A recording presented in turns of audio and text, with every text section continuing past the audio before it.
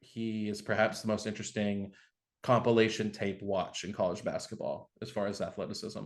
So Stephon Castle, what do we think of him? Yeah.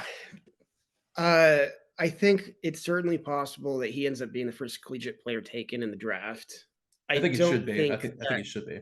yeah, I don't think that that's like a guarantee or It's not. anything, No, he should be. but there have been some concerns, like you said, with just like output.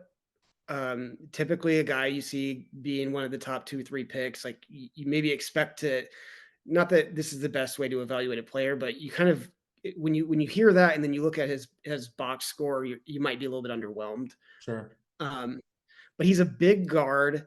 He's athletic.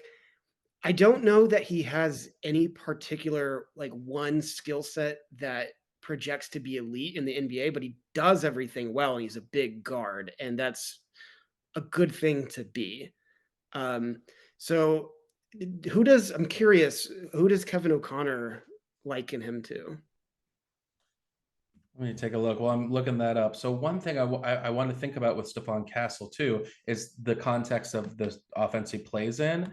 And you got a 7'2" center who we'll get to very shortly, Yeah. who was also a high prospect. And then you have, like, I guess he's more of a stretch four. So you got some players taking up a lot of room, is what I'm saying on this team. Yeah. It's not cleared out and let Stephon Castle cook. It's a loaded team Right. structured very specifically, which is Yeah. probably affecting his statistical profile in his freshman year. He's had a little bit of injury problem early on as well. Okay, so here we are. This is this is not Kevin O'Connor's best work. Shades of Markel Fultz or Anthony Black, who I really didn't care for, and I didn't know why he went number 6. As so that's interesting. Jumbo size guard who can do it all and could have superstar upside if his jumper improves, which that's a good. I mean, that's what Markel Fultz was. So I guess what Markel Fultz could have been.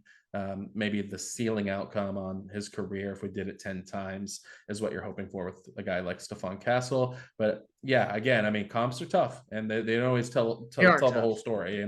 Exactly. So we're obsessed with them as we want to put things in a context we understand. Um, Yes. but maybe he's just Stephon It's Castle. essentially it's essentially a metaphor. It's a Mhm. commonplace way to understand a player. And it's kind of a necessary but imperfect method for doing so. Um, I thought his game reminded me a little bit of like a smaller DeMar DeRozan, mm, just like kind of like a pure scorer, very tenacious, and not necessarily a super developed. From my understanding, he's not a great 3-point shooter.